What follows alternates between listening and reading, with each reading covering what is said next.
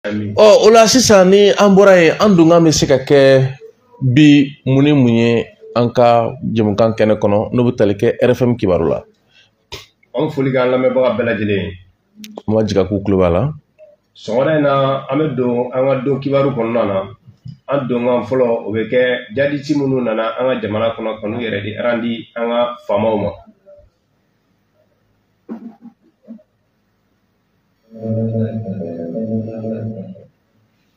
O tɛmɛnen kɔfɛ ka bɔ yen nɔ Ismaël Mamadou Konate n'an ka minisiri kɔrɔ don ale ye wulikajɔ dɔ kɛ k'i kunda Côte d'Ivoire kan k'a yira k'a bɛ fɛ ka taa Mamadou Awa Gassama kɔkɔrɔma don.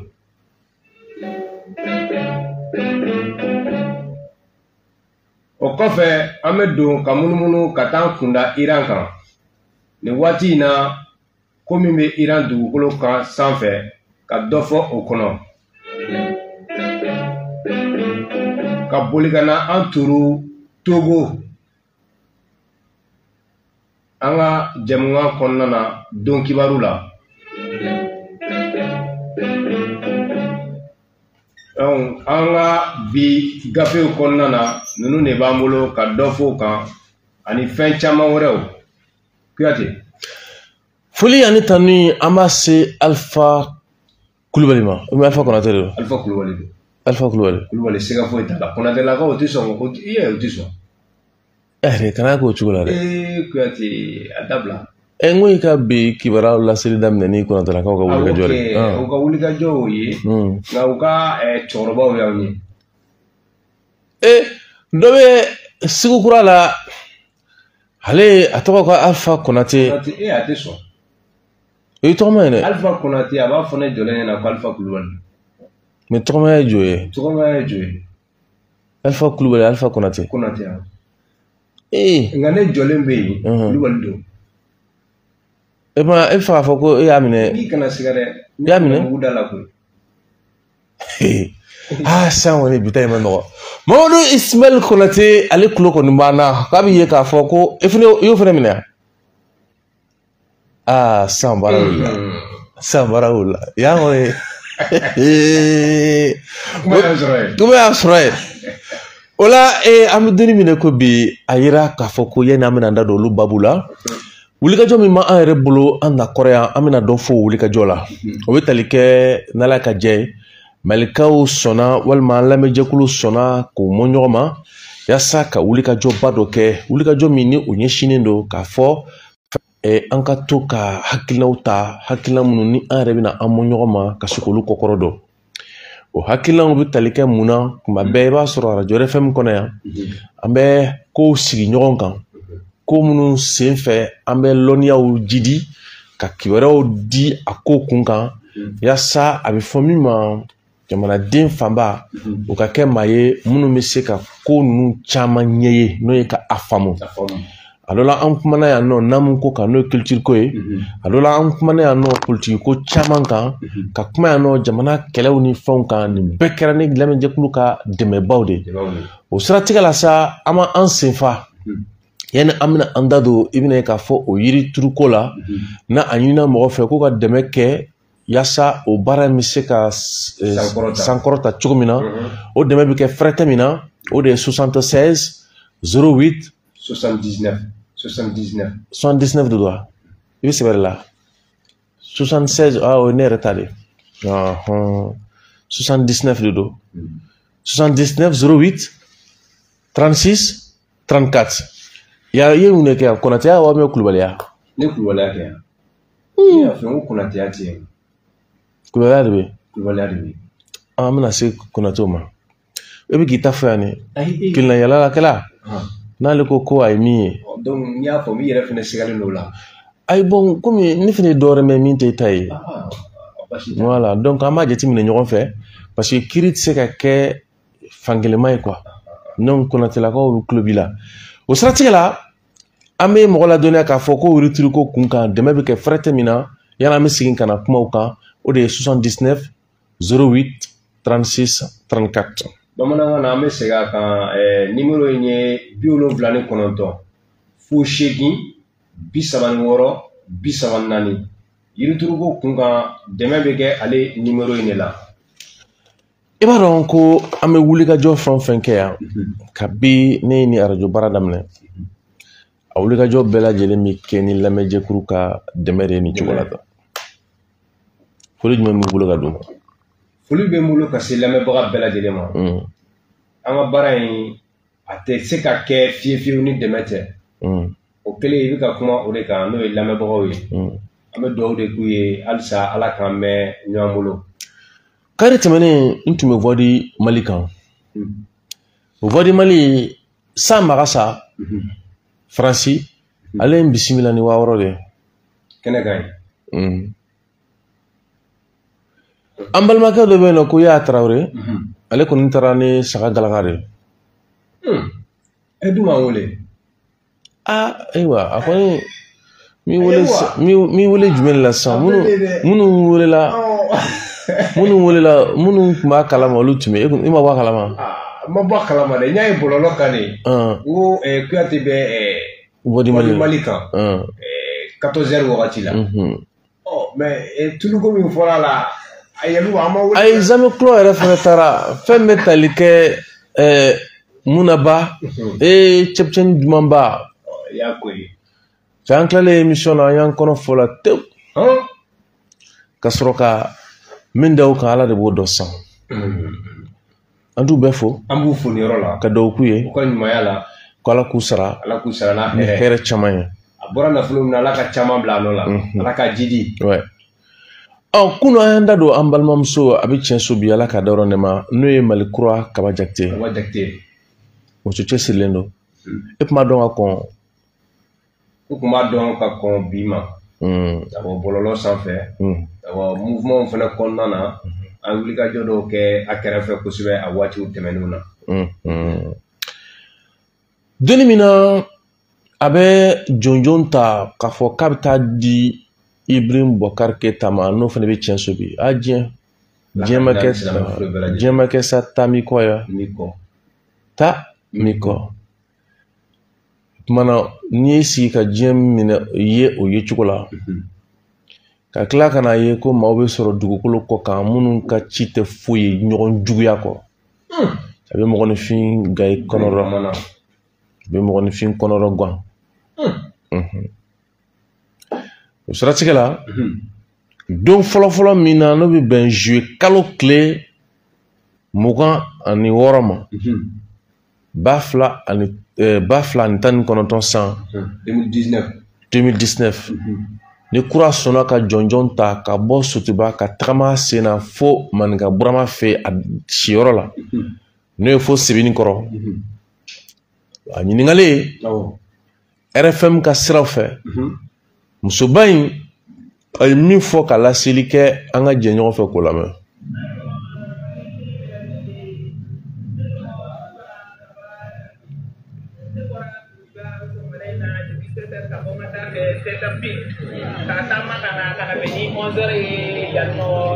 Ibrahim Boubacar Keita ka da la n'o ye an ka jamana kuntigi n'o ye an ka jamana ɲɛmɔgɔ ye donc ŋaniya dira la ne hakilina maliyɛn bɛ dusukasilen don ka d'a kan an kujali kɛra kidali k'an ka drapeau jeli k'an ka drapeau kuja donc a ma bɛn an ma bi a ma bɛn an ma sini donc ne hakili la n k'an bɛɛ lajɛlen ye maliyɛn de ye nka n'i y'a ye olu sera ka drapeau in sɔrɔ ka kuja ka drapeau in kɛ fɛn fɛn hakilina wɛrɛ b'olu la min tɛ an ta ye. An kɔni hakilina ye an ka jamana ko ye an ka Mali ko ye donc Ibrahim Boubacar Keita nana a dɛmɛ jira maliyɛn den bɛɛ lajɛlen na an ka se ka an ŋaniya jira drapeau in na ka di Ibrahim Boubacar Keita ma yaasa a ka drapeau in kɔrɔta maliyɛn den bɛɛ lajɛlen tɔgɔ la Mali yɛrɛ tɔgɔ la donc o de tun don n bɛ n ka foli bila a la mais n nana ka jira k'a fɔ k'a ma wuli fɔlɔ k'a ma bɔ fɔlɔ. Donc ne bɛ segin n bɛ taa kɔni Ibrahim ko a ka mɔgɔw bolo n'a kɛra cogoya min na n'a ka se ka ɲɔgɔnna sɔrɔ halisa n bɛ jɛ k'a deli ka deli malien de bel togala ka deli al samalien de bel togala ka supplier tan sozori aye drapeau ma bine drapeau ma drapeau ye façon jamana ye ne de sozori ka ibn bahar ke ta deli ka segi ka deli ko ma ka bulu fara amalien de bel jeli ka drapeau nga ka se ka korata le mali donc mali sa na drapeau yi ka se ka mulu ye ana drapeau yi buja ka yirula halisa hali malien de bel jeli sa bɛɛ tɛ se ka sa ɲɔgɔn fɛ donc bɛɛ tɛ se ka sa ɲɔgɔn fɛ ne bolo hali n'a kɛra malien den kelen ye o ye an ka drapeau in kɔrɔta o tuma malien den bɛɛ lajɛlen tɔgɔ la drapeau in kɔrɔta ne filɛ nin ye ne bolo ne tɔgɔ Kura Kaba Jate bɔra Sotiba ka na Ibn Bakar Keita Kura o de tun ye ne hakilina ye a k'a bolo fara an ka drapeau in kan malien den bɛɛ lajɛlen tɔgɔ la ne de ye sosori drapeau ma sosori ne ye drapeau tɛ bin drapeau ma sosori o tuma n sosori ko ye min ye ka deli n b'a dɔn a fana ŋaniya ye jamana in jɔli o tuma a fana k'a bolo maga drapeau in na an ka jɛ an ka kɔrɔta ɲɔgɔn fɛ vive le Mali vive le Mali o de tun ye ne hakilina ye kuma ɲɛna. Okulu watali mina limami fasukanu na limani Kaki faso sawe kuna dia eni banala ikuna gago Wala ikuna gago Jugu doba to kadeni bebo ala ikuna gago Kuna gago Wala ikuna gago Kiraba mamadu kirabe ganina kira ganina apamukola Wala ifaso efemba Faso kenyuma belisa afaso kola Aha faso efemba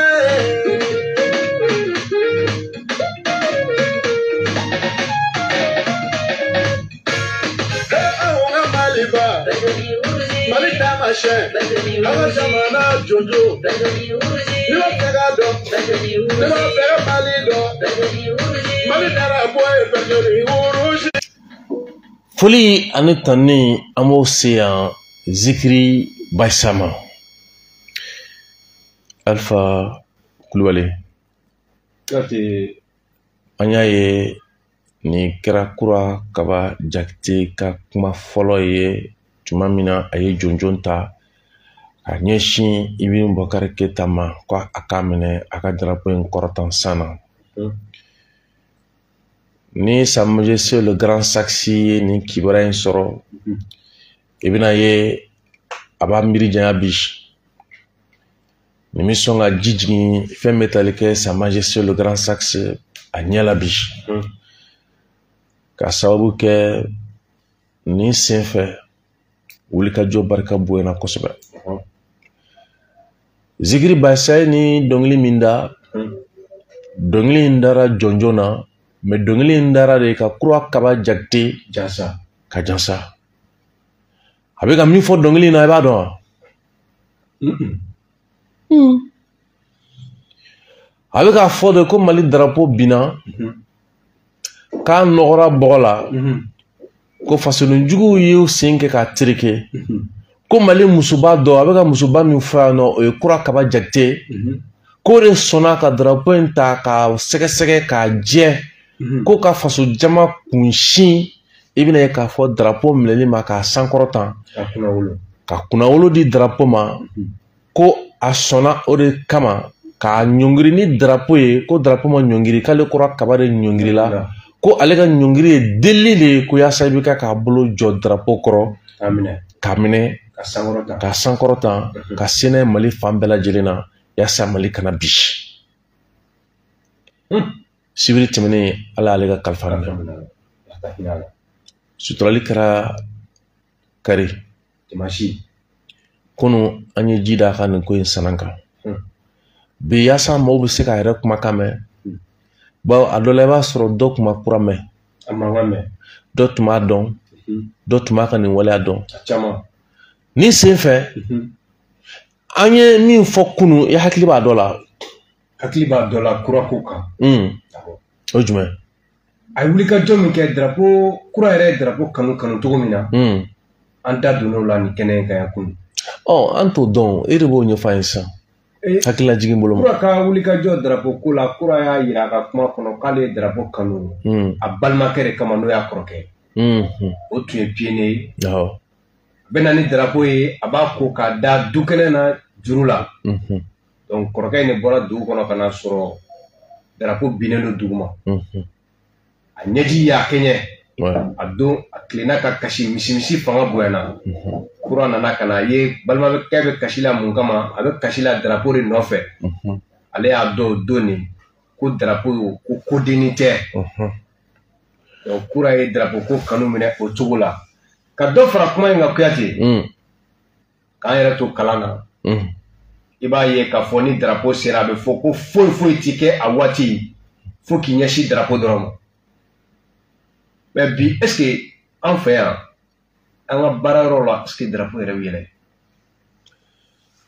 drapeau a bɛ yɛlɛ a bɛ jigin n kɔni t'o si dɔn mais n kɔni min kɔni dɔn kun de b'a yɛlɛnni na wa kun de bɛ drapeau kɔnɔna ni sen fɛ don min n'an y'a wele k'a fɔ ko i b'a ye kuma dɔ la mɔgɔw bɛ wulikajɔw kɛ yɛrɛwolo yɛrɛ komi wagati kun tɛmɛna o wagatiw tɛmɛnenw na septembre kalo tile 5 ale tun bɛ wulikajɔbaw kɛ Yiribakɔla tun b'a kɛ ka ɲɛfɔli kɛ ka kɛɲɛ ni drapeau jɔnjɔnko ye a nana na cogo jumɛn na jɔn nana n'a ye a yɛlɛnna don jumɛn et puis a yɛlɛnnen ko minnu kɛra ɲɛfɔli kɛra drapeau ko la san caman lamɛnjɛkulu de y'a kɛ dɛ mais i b'a sɔrɔ maaw ye walanda min sɔrɔ ɲɛfɔli la i t'o ɲɔgɔnna si walanda sɔrɔ jamana yɛrɛ kumadɔlama fanga ka ɲɛfɔli la ouais parce que Faransi ka kɛlɛcɛ laban o bɔra yan ka bɛn le 5 septembre 1961 Mali ka kɛlɛcɛ minnu bɛ wele k'a fɔ ko les commandos parachutistes régiment de 33e u b'a fɔ ko 33e régiment des commandos parachutistes olu ka so fɔlɔ k'a fɔ k'u bɛn'u pan jamana ɲɛkɔrɔ officiellement o kɛra ka bɛn le 5 septembre 1961 tuma min na Faransi ka kɛlɛcɛ laban min bɔ ni pankuru bɛ tunu kaba nɔgɔ la o wagati kelen an ka pankuru bɔra kaba nɔgɔ la cɛdenw y'u kirin ka n'u jɔ duguma Bazumɛnɛba de b'a fɔ ko Mali jɔnjɔn Mali jɔnjɔn ko fanga tɛ fankelen ko fanga drapeau tigi tɛ fankelen ko Maliba kɛra anw ta ye ko Amidu ka wuli k'o lajɛ quoi Amidu min bɛ surakamuso ɲini na ou bien kɔrɔbɔrɔmuso ɲini na n'a ka misiki je kun ye sɔgɔmada in na an t'a dɔn dɛ bisiki don n'a sɔrɔ tiɲɛ tɛ a bɛ hakɛ to bon a dɔ la n'a sɔrɔ tiɲɛ tɛ n'a ka d'a la ye hakɛ to fɛnɛ na ou bien o bɛ ɲa a dɔ la a bɛ bɛn cɛ ni kumaw de ka k'o baro bɔ mais i b'a kalama ko baro in bɛ bila yɔrɔ min na maaw ka faamu bɛ da ye ni si y'a kɔrɔbɔ bi k'i bɛ ko la ko kumaw ɲɛfɔ i b'a fɔ ka b'a la ka diɲɛ da a ma bɔ Mali i bɛna faamu donc o don kelen Mali drapeau yɛlɛnna o don de n ye malo ɲininka ko jɔn tun ye drapeau la yɛlɛ o don k'o kɛ G ye bi an ye nin bɛɛ fɔ ka tɛmɛ sisan n'i y'a kɛ G ye an bɛ nɛgɛjuru sira la bila an ka kɛ kɔrɔbɔlifɛn teliya la ini minute kɔnɔ dɔ ka don k'a fɔ ko jɔn ye drapeau la yɛlɛ ini minute ouais Amidu i bolo bɔ nɛgɛ kan a labɛnnen don ko a nɛgɛ labɛnnen don jɔn fɔlɔ la yɛlɛ jɔn fɔlɔ cɛ min fiɲɛna an cɛsirila Maliko la yan koyi donc n'i y'a faamu a bɛ bila yɔrɔ min na o y'o kɔni bannen de ye c'est-à-dire i b'a kalama ko c'est-à-dire que les informations au Mali sont données pour être oubliées le plus rapidement possible. Kibara kɔni bɛ di Mali kɔnɔ kibara di o ni kibara ka taa kun fɛ a jɔlen ni m'o f'i ye dɛ mais an bɛ mun de ta k'an m'o don ba la sisan kɔni ne t'o dɔn bilen Maliko la dɛ k'o f'i yɛrɛ dɛ sisan kɔni ne ti pɔɔri dɔw la de siranna je te dis o tuma an bɛ faso jɔ cogo di ayiwa o de kama an bɛ bin kɛ ta ka bin na ni kun ye ka tasibila kɛ ka ɲɛsin Mal kura kaba jakte Allah kama foli kana ka dimba bela jele la ka shaka Abedu shini nala yo irana ni musubayin kana to bolola imo fama nyafam ki to gele akono akala série do be min kara maison de la presse la commune de kono shini ano fana nyini aye kuma munu fo kono ko lu fana la teme ko parce que ya an kun famana kun kuma ma ni an famana ma ye farga ya sege abe nin ke wakati mina ni be asoro fari jolinte abe nin ke wakati mina ko kana ala ta sama